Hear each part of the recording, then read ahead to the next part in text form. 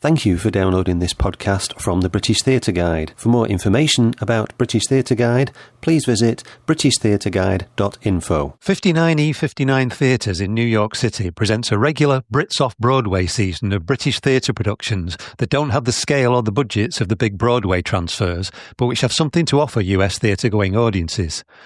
This year, the season runs from the 22nd of April to the 29th of June and features 8 productions that were recently performed in the UK, including on the Edinburgh Fringe. I spoke to Val Day, 59E59's artistic director, and Brian Beirne, managing director, and asked Val, first of all, how the Brits Off Broadway season first came about. Brits Off Broadway was invented in 2004, and it's been on about 19 or 20 times. Last year was our 20th anniversary, and the Brits started in the very first season. It was the vision and brainchild of Elizabeth Kleinhans, who is our founding artistic director and now the chair of our board. She had taken some trips to Edinburgh and absolutely loved it. She loved the format of so many shows and the catalog that is, what is it, about an inch thick? Yes. Going through it and looking at things and circling and packing her calendar and coming away kind of dizzy and excited. And that was when she got the idea to open 59E59 and do something that she kind of saw as a sister idea to the Edinburgh Fringe, because we would have 3 shows running at all times, all different levels. There's a 50-seat theater that has more cutting edge, maybe smaller casts, lower, simpler production values. And we have a 100-seat theater that's, a little bit more up in production values from that. The shows in there are going to have somewhat more audience appeal with a little funky twist. And then in our 200-seat theater, we have the more mid to large size companies producing shows in there that are, I like to say, they have a wide audience appeal because, where all shows run during Brits, we have 2 shows in the 200-seat space and they each run for 5 weeks, which is longer than when shows tour in the UK. Yeah. And so I have to choose things that are going to have that sort of, it's not a sprint, it's a marathon kind of a run. And in the other 2 theaters, you're looking at about 3-week runs. Yeah. Brian, what am I missing about Brits Off Broadway?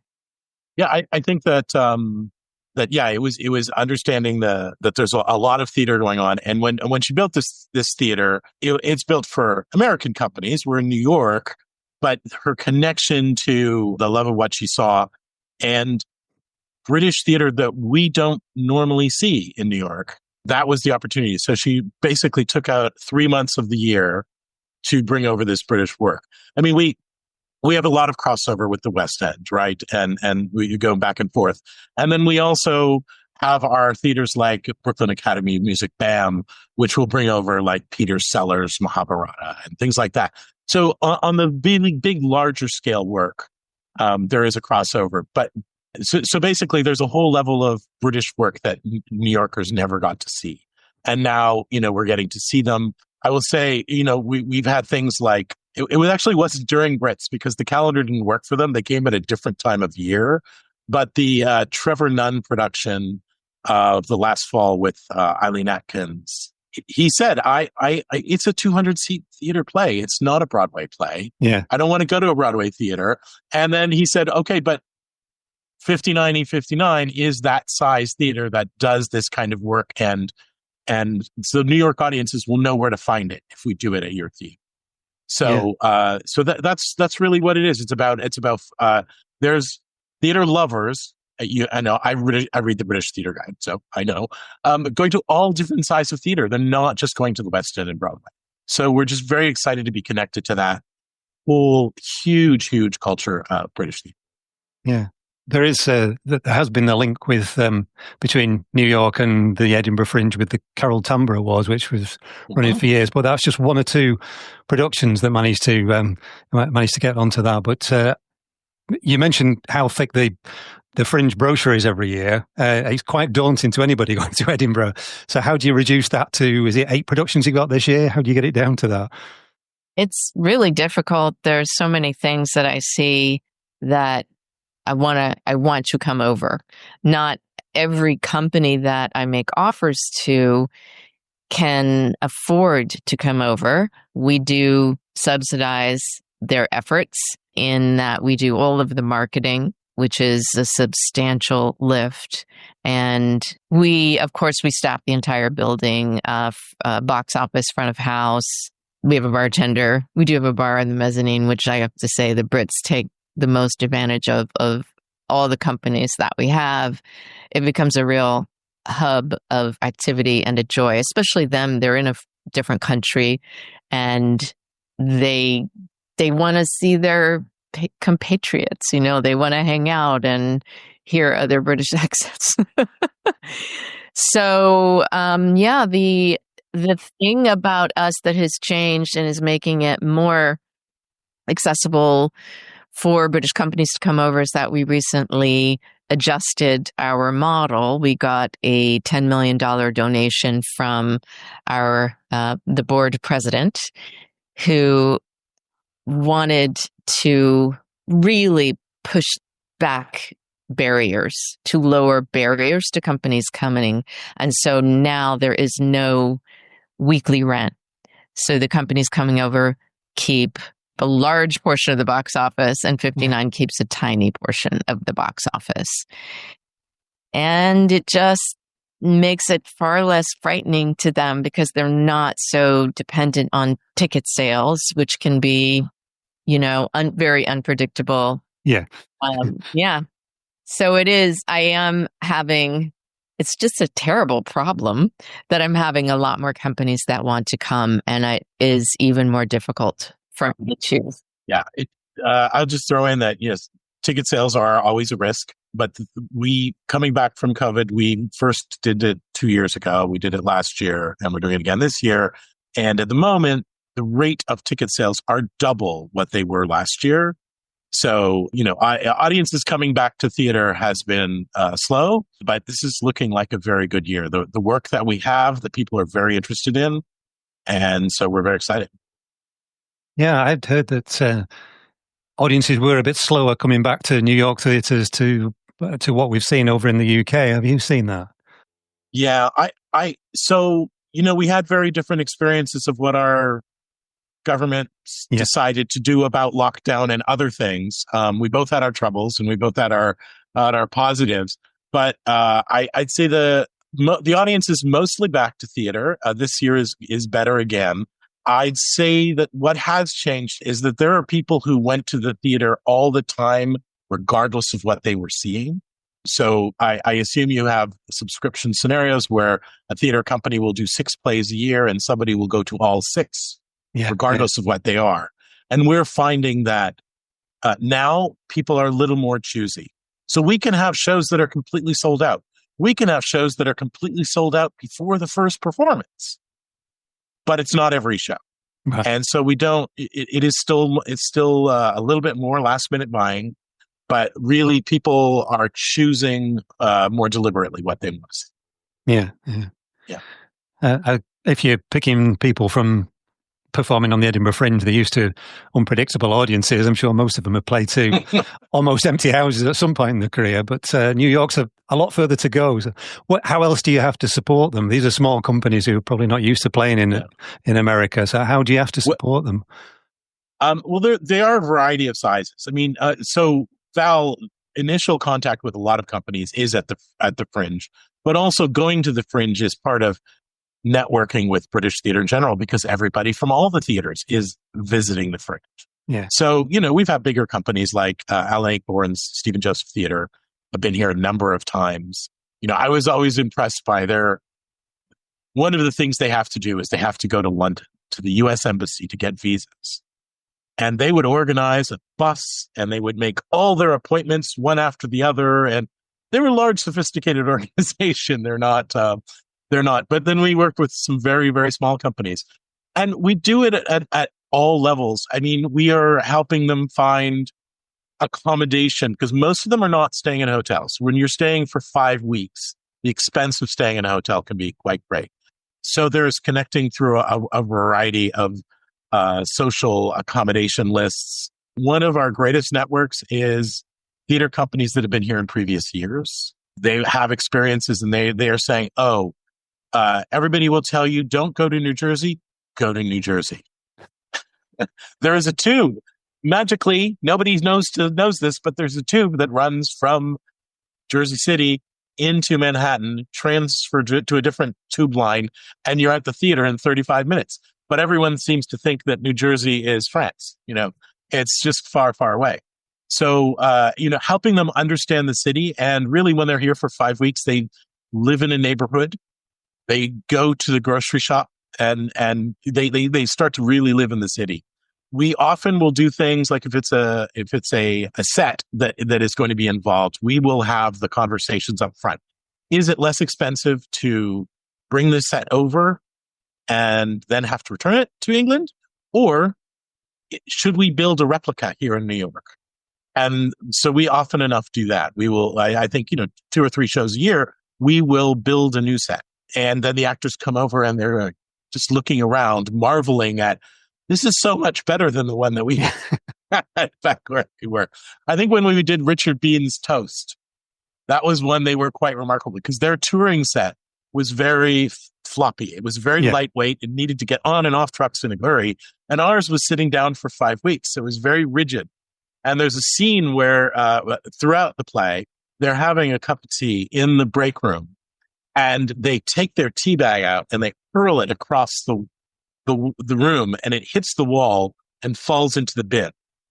And so there's a big tea stain on the wall. And when they arrived the first day, the set painter had painted a tea stain on the wall. And they just loved this. It's like, we thought, we normally have to do that during the previews and dirty it up. And so, those kinds of details are fun. But it's getting to know them. I think Val pointed out our bar is kind of a central hub. It's not just for the 3 theaters where there's 3 different group of actors who could be from, we might have one from Belfast and one from Cardiff and one from Manchester here at the same time. But then they also are, they all have networks of American theater friends who will come in and meet them here. So it is very much an interesting hub of creativity. And we have definitely known shows that we've learned about by that happening and by hanging out in the bar and them telling us about another thing. There's an actor we've had, she's been in 2 Acheborns and 2 other shows. And she is the first person to email Val and say, I'm in this show and it seems like a 59 kind of show. Do you want to take a look at it? And, most actors would do that. Val, what other kinds of support do we give to the theater companies? I wanted to talk about something that I've kind of been focusing on a lot more since I started is instead of picking and choosing everything based on the show, I'm also really interested in having theater companies that I'm excited by whose missions align. With Brits, I'd say that's a little bit less than happens in America because there's so much great work. And sometimes I haven't heard of these indie theater companies that are, from all over the UK. Some of the companies who have come multiple times that I'm always very happy to have them are, as Brian mentioned, Steve and Joseph, who bring over an Acheborn normally every other year. And those are shows that sell out the large house. Our audiences go bananas. They absolutely love him. And they're a lovely company. So I hope to have them soon, maybe next year. I'm trying. We've had the Soho Theatre a couple of times. We had them very recently last year. And one of our favorite companies, we've only had them once, and it was right when I started, New Diorama. And the show that David Beirne directed was just off the charts amazing. It was Secret Life of Humans.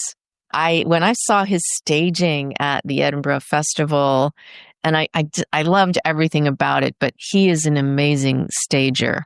And the story really grabbed me. Sitting down and talking with him afterwards, his sense of humor was, I just haven't met anyone like him. And I'm just beyond thrilled that he's running the royal court now. It's I told him, I said, you're going to get tapped for the National. I just know it, but I was close. I almost predicted correctly. We've also had Frantic Assembly. It's been a little bit, but I'm a huge admirer of that company.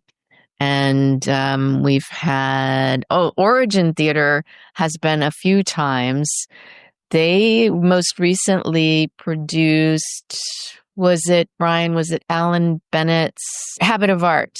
Original, not Origin. Brian usually helps me have a memory. Yeah. We kind of chime in for each other sometimes. Yeah. The Traverse has been over, the Bush has been over, and this year we have a show that I was absolutely blown away with last summer. I saw it at the Finborough, and it's Kafka, Jack Klaff.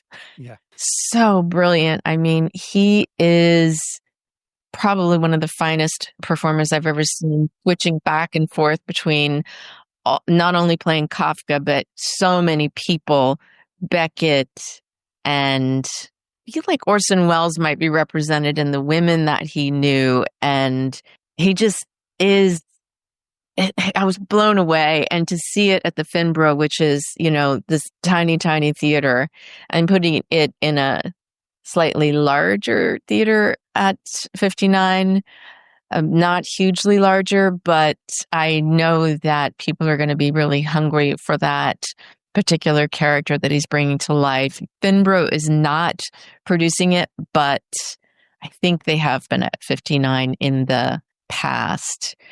That's pretty much the rundown of a little bit of the past companies that have been here.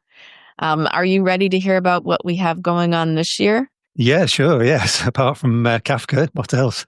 So, right. You already know about Last Laugh, which you did a comprehensive interview for your podcast with those guys. Extremely touching and so funny. And we're having that in our large theater. And another one that's already selling incredibly well that I'm super excited about is an adaptation of Pride and Prejudice that the Guildford Shakespeare Company is bringing over. And that's done with 3 actors playing all the roles. So romantic. It's, everyone is very excited about. I don't have any favorites of the, looks like 7 shows that we have this year. But this was one of the first ones that I programmed. It's called Ungodly, and it's from the Red Rose Chain Theater. And it is about the first self-proclaimed witch hunter in 1600s in the UK. And it is very interesting take on why the frenzy of hunting the witches began, the supposed witches, and the trials and the horror. Oh yes, the Finborough. So we've had a number of shows that we saw at the Finborough, but the Finborough itself has not been involved in producing them. I think in my first year was Cornelius and a J.B. Priestley play. And we only do plays that are new to New York. So it was we did the research and we found out Cornelius had never been done in New York. So we brought it over, and it went from the tiny, tiny Finborough to our 200-seat theater. And that was one where the actors were quite remarked about going from the Finborough to 5 weeks in a 200-seat theater. That was quite a difference. And I will say it was completely sold out. So they were quite chuffed about that as well. Yeah. And it's just not what you expect. When you do something small, you do it because that's who is going to come and see your work. And it just happened to be a magical piece. That was a long time ago, 2013, I think. 2013. And I guess Val was going to, we were talking earlier, the very, very first Brits show we had was Tim Crouch. Oh, yes. Yeah. And then 15 years later, Tim Crouch's daughter came as a director of a different play. And we didn't know that till she was standing inside the theater and she said, I was here when I was a little girl. She said, so yeah, her dad had performed there and she had come over as a girl. So. Yeah, we were talking about the support that you give to performers, but do you need to support your audiences with some of the performances that are coming from Britain? Because the cultural references might be quite different. We mentioned The Last Laugh. These are 4 comedians that they're representing. Is it 4 that I grew up with? I've known all my life. You know, they're really significant figures in British culture, but I would imagine less so in American culture. So do you have to support your audiences for things like that? Well, a couple things that we do is, first and foremost, if I think something is going to be completely, the topic of it is just so British that no one is going to know about it, I'm probably not going to program that if I don't understand that. And I think the only time that's happened is some friends that were in the UK said, oh, come see this comedian tonight. And I said, oh, I love comedy. I'm going to go. All the jokes were political. And I did not know about the intricacies of London and UK politics. Everyone was laughing uproariously. And I just said I would need to do so much research to find this amusing. I mean, it might have been just that person's, the way they dress or the way they act. And, you know, anyway, so that would be a no-go. I don't think that's ever happened. I can usually tell by the show description if it's going to be something that no one would get without reading a book first or something like that. And if it's a little bit, they might need to do some uplearning. I think these comedians, I will confess that I hadn't even heard their names. I loved that they were real people. I was very real comedians who were, you know, as we say, famous in the UK and, you know, had been on Ed Sullivan or Johnny Carson. I can't remember exactly. And so I knew that would be a touch point for audiences who are a bit older and watched those shows, every single one of those shows. And in fact, our founding artistic director knew exactly who they all were. And that was a big green flag that I was doing the right thing.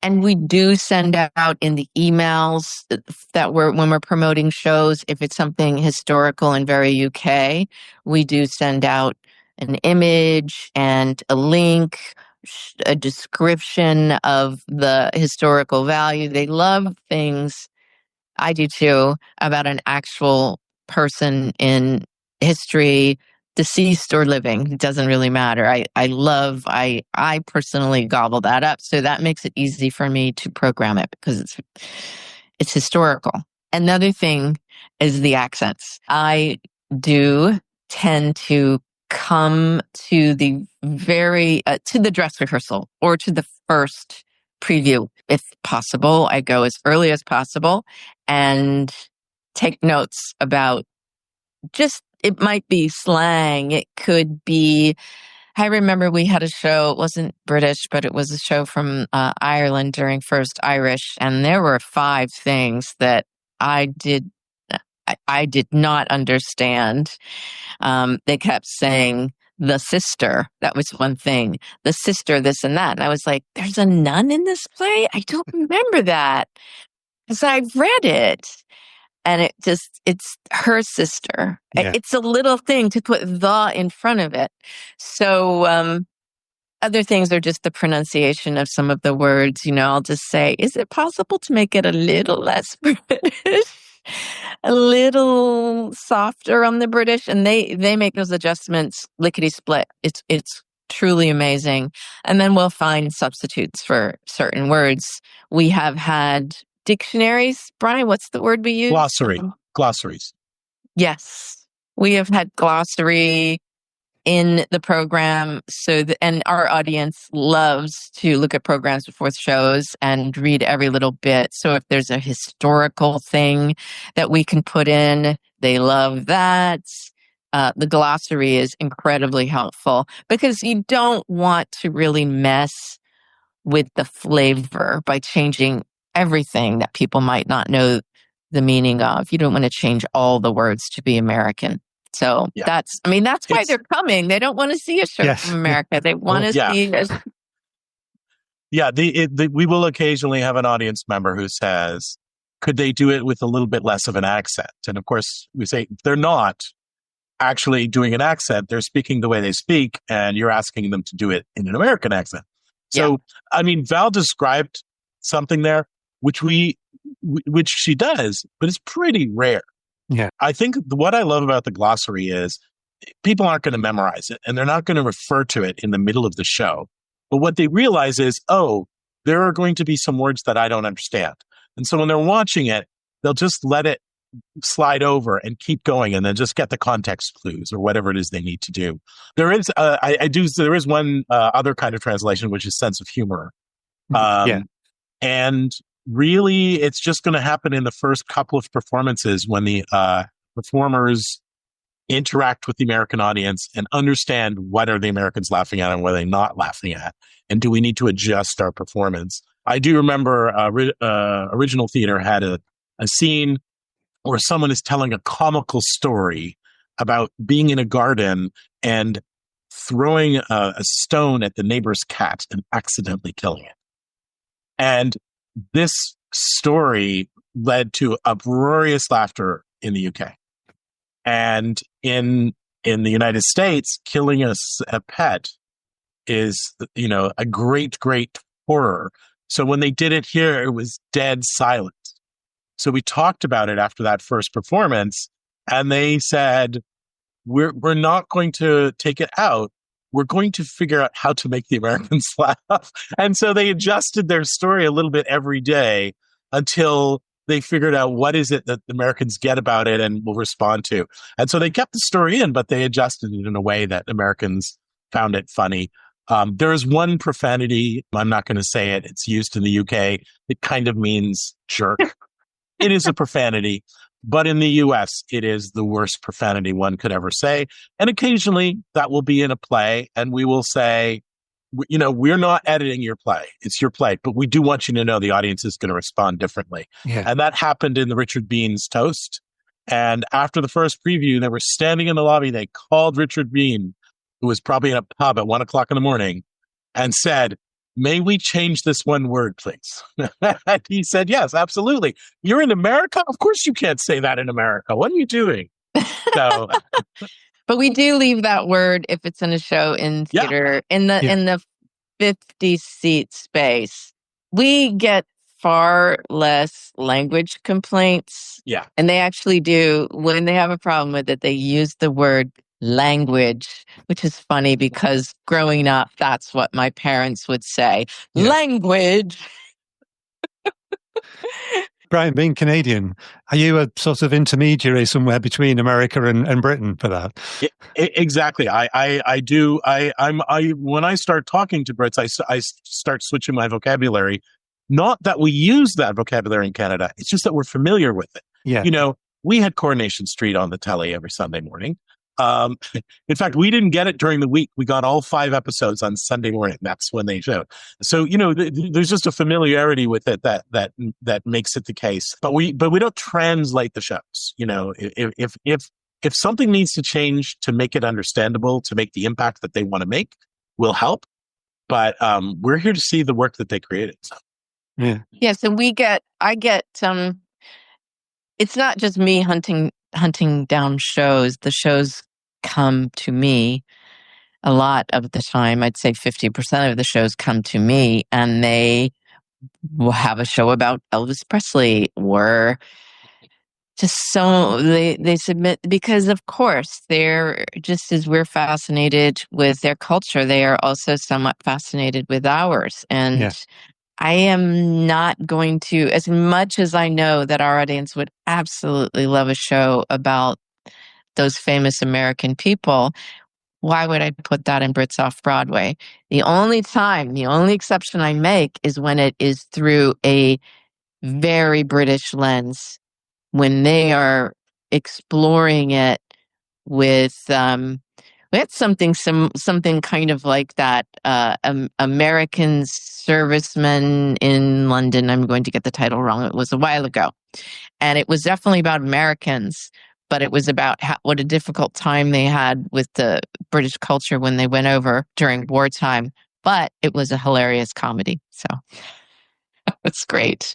I know funding is very different for theatre over there to how it is over here. So how is your theatre funded? Is it mostly tickets and donations? So we are an anomaly. We are a unicorn. Our founder is a philanthropist, and she provided a large amount of money that is a part of held by our charity and held in investments. And we live off the proceeds of those investments.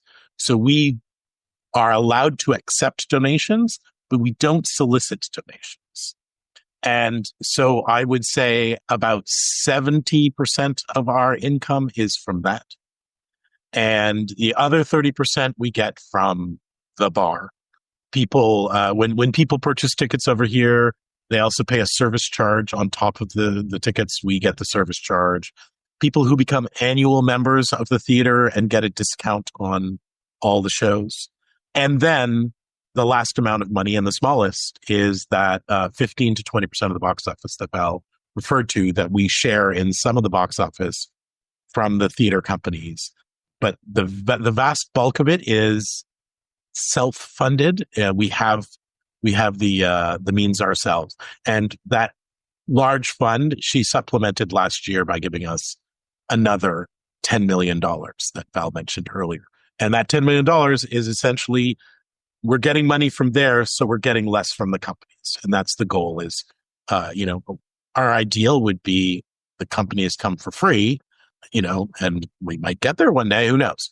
But the big thing is they would get almost entirely the box office. In a typical arrangement, though, like this, in other theaters in New York, a company coming from the UK might be guaranteed a very fixed amount of money. And then they have to raise their rest of the amount of money that they need to come over. And then the local theater here gets to keep all the money. But we don't do that. We live by our means, and then we give the artists everything else. That's our goal. And I assume that's unusual then in America, is it? Oh yeah, we are the only one that we know of. Yeah. That is like this. And people ask all the time, how do we do that? I will explain how it works, and in great detail. I mean, as a charity, we're very open book, and I will work with people to figure it out. But it is a unique project. She is someone who loved theater, was inspired by the theater that she saw in New York and the Edinburgh Fringe, and just said, "I'm going to build something." It wasn't an artist who had, "I'm going to create the Bridge," or "I'm going to we're going to build the National." It was just somebody saying, "I'm going to make a place for people to put plays on that is clean, safe, well equipped." So she just did it. And then she opened the doors and then said, "Okay, now I have to find the companies to perform here." Didn't take long.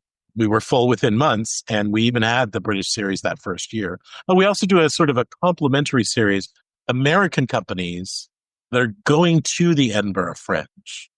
We have a small Fringe festival here in July in our smallest theater, where I think there's 15 American companies that chosen first come, first serve, just like a Fringe.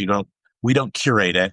They will do 3 performances here prior to going over to Edinburgh. It gets them rehearsal time. It gets them time in front of an audience. It actually helps them raise money.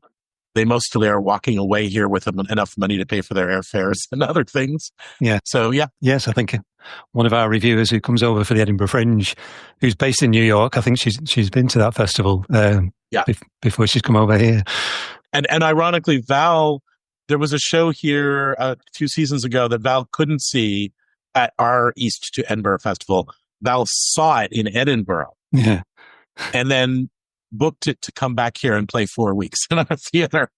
Brian was talking about Elizabeth building the theater, and in that background, you can see that's the stairs that goes. Is there 3 levels or 4 levels? There's it's a very tall, narrow building, and it's hard to imagine how we have 3 theaters in there, but because the large theater is partially in the basement, you can't tell. There's 3 entrances to it. There's you come in the main lobby and you can go into the theater there. You can also enter by going down in the elevator or those stairs, those beautiful metal stairs. And you're not supposed to go in at the bar level, but it is an emergency exit. So there's 3 entrances. The ceilings are incredibly high. The rake is very steep, and there's an amazing sight line. And there's 2 other theaters on the 3rd level. It's absolutely ingenious the way that the architect she hired designed it. It's very beautiful. It's kind of in a brutalist modern style with the cement floors and a lot of cement walls. And the acoustics are absolutely brilliant. Some people do use ALDs. I think, they have such an amount of hearing loss that they would have to use the assisted listening device. You would say ALDs. Yeah. Yeah. And we have people who come and do live music, are thrilled with the acoustics. We have a professional concert pianist who does a show. He plays on a grand piano, and he could go so many different places in Manhattan. His shows completely sell out for between 5 and 9 weeks in the large theater, but he wants to come to 59, and he always says the acoustics are the best he's ever found in Manhattan. So that's wonderful. Yeah, and if anybody's coming from the Edinburgh Fringe, where you can often hear 2 or 3 other shows and the traffic in the street outside, that must be quite refreshing. Which is the same in New York. There are a lot of theaters in New York. You can hear the Broadway theaters. You can hear the ambulance go by. You can. I was in a Broadway musical last month, and I could hear the tube going underneath the theater. But we're very quiet. Yeah, no subways. Very rarely sirens. I don't know if I've ever heard any. Not in the theaters. You can't hear them in the theaters. Yeah. It's a sound lock. I'm telling you, it's so rare. And that we have 3 shows going on, and we are pretty fastidious about making sure there's no sound bleed between the theaters. It's not actually very hard to do that. Sometimes we just have to say, the thunder that you have, it really doesn't need to sound like real thunder. Yeah. That's a foot away. So, yeah. Yeah. But architecturally, that's a really difficult thing to achieve, isn't it? Yeah, it was interesting, and I'm the person who deals with all the physical plant things. So if you would like a 10-minute conversation about heating, ventilating, and air conditioning, I'm happy to do so. But I don't think that's the purpose of your podcast. I just do want to say, David, one of the things that I do is get visas for all of the artists to perform in New York. And so I am applying to the U.S. government, making a case that all of these actors are important. And so there is one source that I go to more than any else, which is finding reviews of plays that they have been into in the past in British Theatre Guide. I have read so many reviews in British Theatre Guide of plays I have never seen and I'm never going to see, but it is an unbelievably helpful resource about everything theatre in the UK. Is that a blurb for a commercial for you? It is, because it's a great source. You really enjoy it. That's brilliant. Thank you for that. It's good to know, because, sometimes you don't even know if anybody's reading us, but right. To know that it's important to somebody is always nice to know. You mentioned visas. Are you finding it And more difficult at the moment because not this year. Yeah. Ask me again in 12 months. Because but no, this year has been very smooth.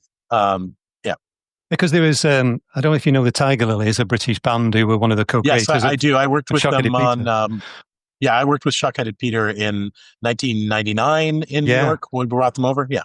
Well, they posted something on Facebook last week to say that they'd cancelled their New York shows because they've been having death threats.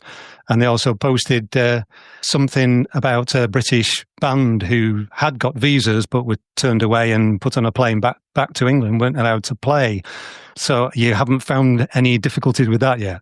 Not yet. It doesn't surprise me because we are, on the edge of our seats waiting for that to happen. Yeah. But also they're troublemakers, those Tiger Lilies. Oh, yeah. They probably wrote a song about U.S. immigration, and that got them into trouble. Yeah. No, I mean, I think it's going to depend on the countries one comes from. I think there are going to be some countries that are going to have more concern first. But I was ready for delays, but I haven't had them this year. So we'll see. How far ahead are you looking when because The Last Laugh, I only saw that in Edinburgh last year, and I think I only spoke to them about last June or July when they were still putting it together. So you're obviously not looking a huge amount ahead for a season like this, but how far ahead are you looking at the moment? Oh, I doing a new thing because the Brits tend to reach out to me all year long, and I have to program shows to fill 50 weeks a year to two ahead is what I have traditionally been doing. And I've been trying to pare that back. And especially with Brits, I've opened a submission window that is July to September every year. And that coincides with me being able to check everything out that I can fit in at the Fringe. I'm there about 10 days. So I'm packing it in. And I know that means something different in the UK. I'm loading up my schedule, and then sometimes I buy a ticket, 3 before I get over there. And then I hear some things and I replace it with something else that I hear more exciting things about. So you do have to kind of work on the fly. I do anyway. And so I'll get back in late August and make my list of sometimes I make offers on the spot at the Fringe. I'll say, can we meet? Can we have a coffee? And I'm just absolutely desperate to lock in a show. But otherwise, I'm letting them know I'll get back to you by October, and because I have a lot of videos coming in. Ungodly, the show about the witch hunter, came to me on video when the window wasn't open yet, and when I saw what it was about, I said, I think that's interesting. So I watched 15 minutes of it, and I wrote back, you're on the short list. I'll get back to you in October. I love the show. Are you sure you can afford to come over? That's always my first question. And so I am only Brits. I don't book too far in advance. I book it. What is that, Brian? Is that six months in advance? Oh, no, I'd say that's 9 to 12 months. Because you start August, right? So October, November, December, January, February, March, April. Well, because we go all the way to June. So I think of it being as 6 months in the year. And if you go back 3 months. That's fine. Yeah. I think that answered your question. Is there anything else you wanted to say that I've missed? No, when do I get to go to Edinburgh is the real question. It's not a question that you can answer. No, but the Brits is one of our favorite times of year. It's new artists, it's new work that we've never seen before. There's a community of people in New York who know that there's a thing called Brits Off Broadway, and they think it's a citywide festival, and they haven't noticed that they're always coming to the same place to see it. Do you know Jim Dale, the actor Jim Dale? Yes, yeah. He lives across the street. Oh. So he pops over. I've seen him come over just at the end of the show to go to the bar to talk to the actors.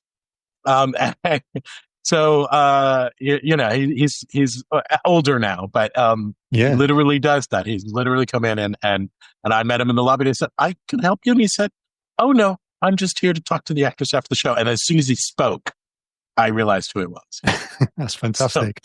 But anyway, we love it. We're really, really excited to have our friends, because, you know, the US and the UK have a special relationship, right, Val? That's the name of one of our plays this year. Yeah. It is. And I'm hearing it all the time. I never noticed the phrase. I just thought it was a slang thing. I didn't know it was kind of an official thing that is a political reality. Oh, yes. But with what is going on, the thing is getting thin. It's on thin ice, the special relationship right now. But maybe the governments won't, but the people always will. No. How about that? The government, yeah.